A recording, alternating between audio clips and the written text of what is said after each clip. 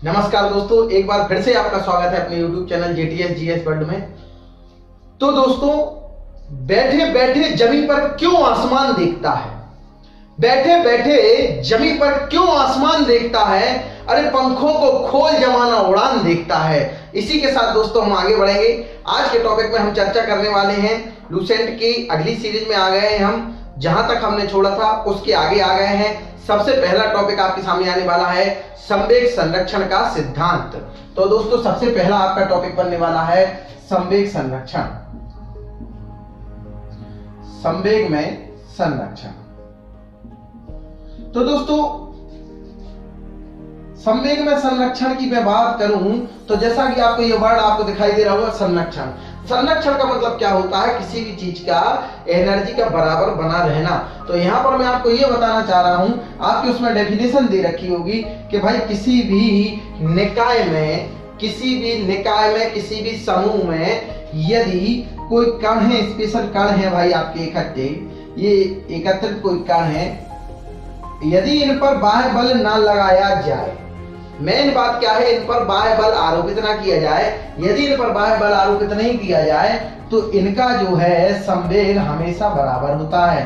संवेग कैसा होता है दोस्तों? हमेशा बराबर होता है। जैसे कि यदि ये वाला कण इस कण से टकरा जाता है तो ऊर्जा का आदान प्रदान होता है, ऊर्जा का ह्रास भी होता है, लेकिन आपका ऑल टोटल जो रेशो निकल के आएगा वो हमेशा क्या निकल के आएगा? बराबर ही निकल कर आएगा। जितना पहले था उतना ही बाद में, अर्थात टक्करों के पहले जो आपका संवेग था, टक्करों के बाद भी आपका जो है संवेग उतना ही कंप्लीट निकल के आने वाला है। तो इस प्रकार से दोस्तों, संवेग का संरक्षण क्या कहता है कि यहाँ पर यदि ये जो कण आपस में टकरा रहे हैं, लेकिन टकराने के बाद भी इनमें क्या होता है, इनकी ऊर्जा ह्रास नहीं होती। आपका जो संवेग है यदि उस पर बाह्य बल आरोपित ना किया जाए तो संवेग आपका क्या हो जाता है? बराबर रहता है। चाहे वो टक्करों से पहले जितना था, टक्करों के बाद भी वह उतना ही रहता है। तो दोस्तों, ये आपने देख लिया संवेग संरक्षण का सिद्धांत। आपकी लूसेंट क्या लिख रही है दोस्तों?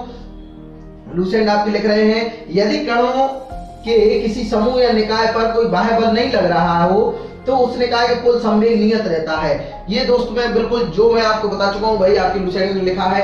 इसके बाद अगली डेफिनेशन की मैं बात करना चाहूंगा। अगली डेफिनेशन आपकी आने वाली है आवेग। तो दोस्तों, संवेग का संरक्षण आप समझ गए होंगे। इसके बाद अगली डेफिनेशन आपकी आती है आवेग। ये आवेग क्या होता है भाई? अब आवेग की बात हम करने वाले हैं। आवेग क्या होता है भाई?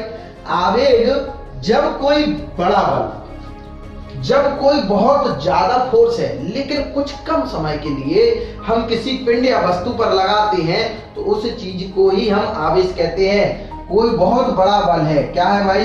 बल कैसा है? बहुत ज्यादा है, लेकिन किसी भी वस्तु पर हम उस बल को लगा रहे हैं लेकिन अल्प समय के लिए, अर्थात कुछ समय के लिए ही लगाते हैं, उसे हम क्या कहते हैं? आवेग कहते हैं। आपकी लूसेंट क्या लिख रही है दोस्तों?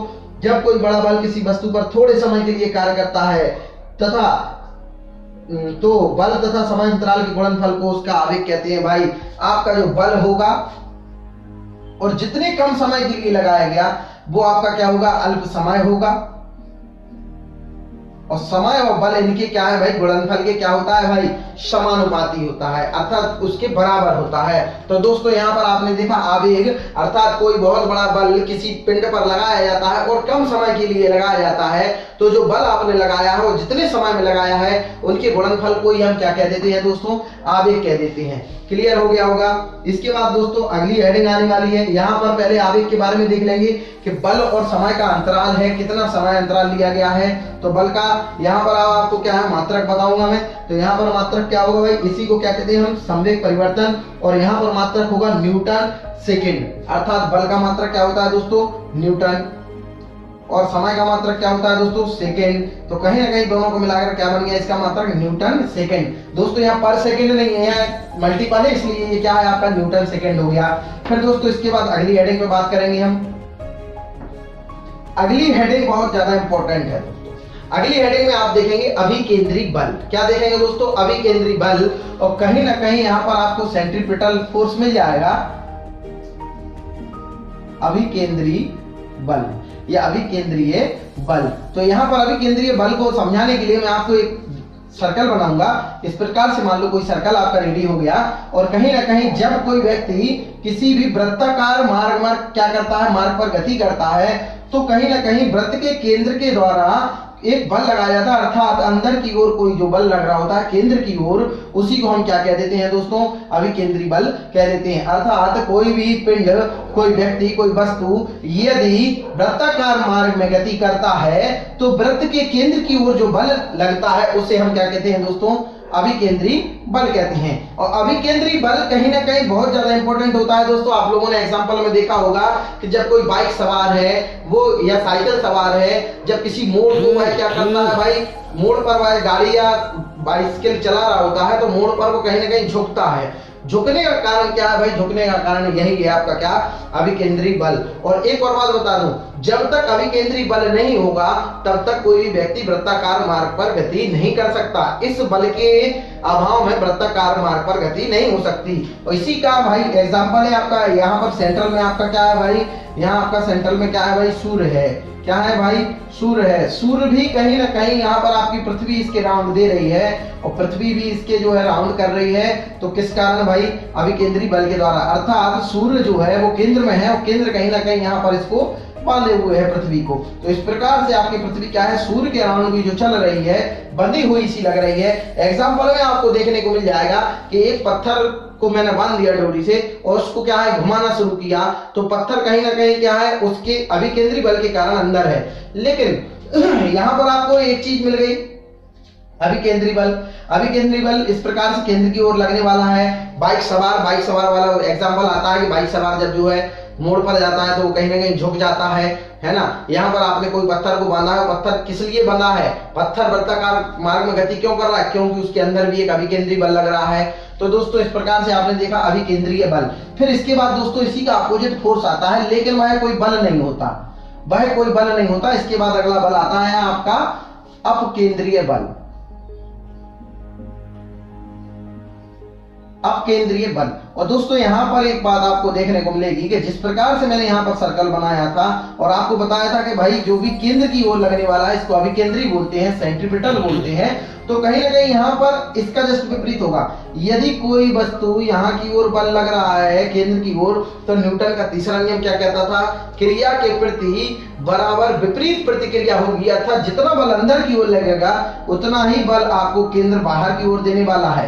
क्या देने वाला है, बाहर की ओर। अर्थात जो केंद्र से कहां लगता है, बाहर की ओर लगता है, उसी बल को हम क्या कहते हैं, अभिकेंद्री बल कहते हैं। दोस्तों इसका इंपॉर्टेंट उदाहरण क्या होता है कि भाई यहाँ पर जब कोई कार मोड़ पर चल रही होती है, कार, आप बाइक भी होती है लेकिन कार जब किसी मोड़ पर चल रही होती है तो कार जब मुड़ती है तो कहीं ना कहीं वह मोड़ से पीछे की ओर खिसकती है। जैसे कि ये आपकी कार आ रही है, एग्जांपल में मैंने दिखा दिया आपको, यहाँ पर आपको स्लाइड में दिख रहा होगा, कार जैसे आ रही है यहाँ से, तो कहीं ना कहीं कार क्या होगी आपकी, ये थोड़ी सी उस तरफ को खिसक जाएगी मुड़ते समय बाहर की ओर। क्यों खिसक जाती है, क्योंकि यहाँ पर एक फोर्स काम कर रहा होता है जिसका नाम क्या है भाई, अपकेंद्री बल। और इसके बहुत ज्यादा इंपॉर्टेंट उदाहरण है, सब इंस्पेक्टर के एग्जाम में पूछा गया प्रश्न था कि भाई आप जो है दूध से या उससे दही से मक्खन जब निकाल रहे होती हैं तो किस कारण, तो कहीं ना कहीं आपका ये इसी प्रकार से आपकी ये एक मशीन होती है, उसमें आपने जो है दही रख दिया और कहीं ना कहीं यहाँ से आपका फोर्स लगने लगा और जो मक्खन का जो लिक्विड पार्ट होता है, लिबरल पार्ट एकदम लिक्विड होता है, वो कहीं ना कहीं अभिकेंद्री बल के कारण अंदर की ओर आता है, लेकिन उसके ऊपर जो कहीं ना कहीं गाढ़ा गाढ़ा जो मक्खन जमता है वो अपकेंद्री बल के कारण दीवारों पर जम जाता है। इन दीवारों पर जैसे ही वो जम जाता है हम मशीन को बंद करते हैं, दीवारों से खींच के मक्खन को बाहर निकाल देते हैं। ठीक है दोस्तों, तो इस प्रकार से आपने क्या देखा कि आपका जो है मक्खन निकालना, ये काय का एग्जांपल है अपकेंद्री बल का। फिर दोस्तों इसी के साथ एक और एग्जांपल इंपॉर्टेंट बैठता है, जैसे कि भाई मशीन होती है, आपने देखा हो कपड़े सुखाने की वॉशिंग मशीन आती है, उसमें कपड़े सुखाने की भी क्वालिटी होती है। तो जब वो कपड़े को सुखाना होता है तो वहां भी आपका कौन सा बल काम करता है, अपकेंद्री बल अर्थात सेंट्रीफ्यूगल। तो सेंट्रीफ्यूगल क्या करता है आपका, यहाँ पर आपने कपड़े डाल दिए, कपड़े क्या होंगे यहाँ पर लग जाएंगे और इसमें क्या है, छिद्र होती है, पानी कहीं ना कहीं अपकेंद्री बल के कारण इन छिद्र से बाहर निकल जाता है और कपड़े आपके अंदर रह जाते हैं और पानी कहीं ना कहीं इसमें छेद होते हैं, छेद से आपका जो है बाहर निकल जाता है। इस प्रकार से कपड़े आपके लगभग सूख जाते हैं, ड्राई हो जाते हैं। तो दोस्तों इस प्रकार से आपने ये चीज देखी। फिर इसके बाद एक और एग्जांपल मैं आपको बताना चाहूंगा कि भाई यहाँ से आपको जो है किस प्रकार से जो अपकेंद्री बल काम करता है। एक बहुत ज्यादा इंपॉर्टेंट एग्जांपल है, लेकिन वहां पर उसको अपकेंद्री बल कहना उचित नहीं होता। आपने देखे होंगे मौत का कुआं। मौत के कुएं में कोई भी बाइक या कार जो है चल रही होती है और मौत के कुएं की दीवारों पर चल रही होती है। इस प्रकार से उसकी जो है दीवारें बनी होती हैं और दीवार पर कहीं ना कहीं आपकी जो है मोटरसाइकिल या कार आपकी अंदर से चल रही होती है। और कार क्या होती है आपकी, इसकी दीवारों पर चलती है। आपने मौत का कुआं देखा होगा भाई मेलाओं में, मैं भी जाता था मेले में तो कहीं ना कहीं देखता था। तो यहाँ पर आपको कहीं ना कहीं यहाँ मिल जाएगा क्या भाई, ये कार या वो मौत के कुएं में चलते हैं। क्यों? क्योंकि यहाँ केंद्र के द्वारा ये व्यक्ति को आपने देखा होगा जब वो दीवार पर आता है तो बिल्कुल ऐसी हो जाती गाड़ी। क्यों हो जाती है? क्योंकि वो सीधी भी तो चल सकता था, सीधी चलेगा, लेकिन केंद्र की ओर जब उस पर फोर्स लग रहा है तो वो उतना झुक जाएगा। लेकिन कहीं ना कहीं इस पे जो है न्यूटन का जो है तीसरा नियम काम करता है, अपोजिट फोर्स लगता है उसके विपरीत में। तो कहीं ना कहीं वो मोटरसाइकिल या जो भी है कार वो यहाँ पर चिपक कर चलना शुरू कर देती है। उसको हम सोचते हैं भाई बहुत बड़ी कलाकारी। कोई भी कलाकारी नहीं है दोस्तों, यहाँ पर अपकेंद्री बल जैसा ही बल काम करता है। होता वो अपकेंद्री बल है, लेकिन उसको अपकेंद्री बल नहीं कह सकते। क्यों? क्योंकि अपकेंद्री बल एक ही दिशा में करता है। लेकिन भाई आपने यदि मौत के कुएं में देखा हो, जब घूमना शुरू करता है तो धीरे धीरे धीरे धीरे करके वो ऊपर तक आ जाता है। तो भाई अपकेंद्री बल तो बाहर की ओर फेंकेगा ना, ऊपर थोड़ी लेके जाएगा। लेकिन आपकी रोटेशन गति इतनी ऊपर होती है वो ऊपर तक आ जाता है, अर्थात इसको अपकेंद्री बल थोड़ा सा कहना उचित नहीं होता। लेकिन भाई जब ऑप्शन आपके सामने होते हैं तो वहां पर कोई स्पेशल ऑप्शन नहीं होता, आप अपकेंद्री बल पर ही निशान लगाते हैं। ठीक है दोस्तों, इसके बाद आपका अपकेंद्री बल कंप्लीट होता है। इसके बाद आता है आपका बल आघूर्ण। बल आघूर्ण क्या कहता है? बल आघूर्ण ये कहता है जब किसी पिंड को हम किसी अक्ष के प्रति, दोस्तों ये मैंने अक्ष बना दिया, मान लो ये एक्स अक्ष है, किसी अक्ष के प्रताप मैंने किसी पिंड को घुमा दिया। तो किसी भी अक्ष के प्रताप जब किसी पिंड को घुमाया जाता है तो उसी को हम क्या कहते हैं? बल आघूर्ण कहते हैं दोस्तों। क्या कहते हैं? बल आघूर्ण कहते हैं। आपकी लुसेंट क्या लिख रही है दोस्तों? आपकी लुसेंट लिख रही है बल द्वारा एक पिंड को किसी अक्ष के प्रताप घुमाने की प्रवृत्ति को बल आघूर्ण कहते हैं। बहुत सही, यही मैंने आपको बता दिया। अब कहीं ना कहीं जो बल का परिमाण होता है और अक्ष से इसकी जो लंबवत दूरी होती है, बल का जो आप बल लगा रहे हैं जिससे कि ये घूम रहा है इस अक्ष के प्रताप, तो वो बल का परिमाण तथा ये जो अक्ष में घूम रही है यहां से यहां तक की जो है लंबवत जो दूरी होती है, क्या होती है भाई? लंबवत दूरी। और कहीं ना कहीं जो लंबवत दूरी होती है अर्थात आपका जो बल है और उसके साथ जो है बल की क्रिया रेखा है, इनके बीच की जो लंबवत दूरी होती है उसका ही गुणनफल आपका क्या कहलाता है? आपका जो है बल आघूर्ण कहलाता है। अर्थात जो आपने परिमाण लगाया बल और जो आपकी जो अभी मैंने आघूर्ण बताया कि भाई किसी पिंड के प्रताप घूमना है तो बल गुणा आघूर्ण, तो इस प्रकार से आपका क्या बन के आ जाता है? बल आघूर्ण बन के आ जाता है। तो दोस्तों आपने बहुत अच्छे समझा होगा कि किसी भी पिंड को किसी अक्ष के प्रताप घुमाने के लिए जो बल का हम प्रयोग करते हैं और उसी को हम क्या कहते हैं? बल आघूर्ण कहते हैं। और बल आघूर्ण कैसे बन जाता है आपका? जो आपने बल लगाया है और वो किस डायरेक्शन में घूम रहा है उसके लंबवत दूरी को अपन जो है बल आघूर्ण कह देते हैं। ठीक है दोस्तों, फिर इसके बाद बल आघूर्ण में आप देखेंगे टी बराबर ये होता है। यहाँ पर आपका जो है बल है और आघूर्ण है तो ये मीटर है, ये दूरी हो जाती है, ये आपका न्यूटन है। इस प्रकार से आपका क्या बन जाता है? न्यूटन मीटर बन जाता है। दोस्तों यहाँ न्यूटन पर मीटर नहीं है, न्यूटन मीटर है। इसके बाद फिर आपका ये बल आघूर्ण पर ही काम करती है सिंपल मशीन, अर्थात एक सरल मशीन। आगे चल के मैं बताऊंगा लीवर में कल की क्लास में बताऊंगा, लेकिन यहाँ पर आप देखेंगे सरल मशीन या सिंपल मशीन। सिंपल मशीन किस प्रकार से बन जाती है? जब हम किसी एक ऐसे पॉइंट पर कहीं ना कहीं हम जो है ऐसे बिंदु से बल लगाना शुरू करेंगे जहां से हमारा जो है काम थोड़ा सा सरल हो जाए।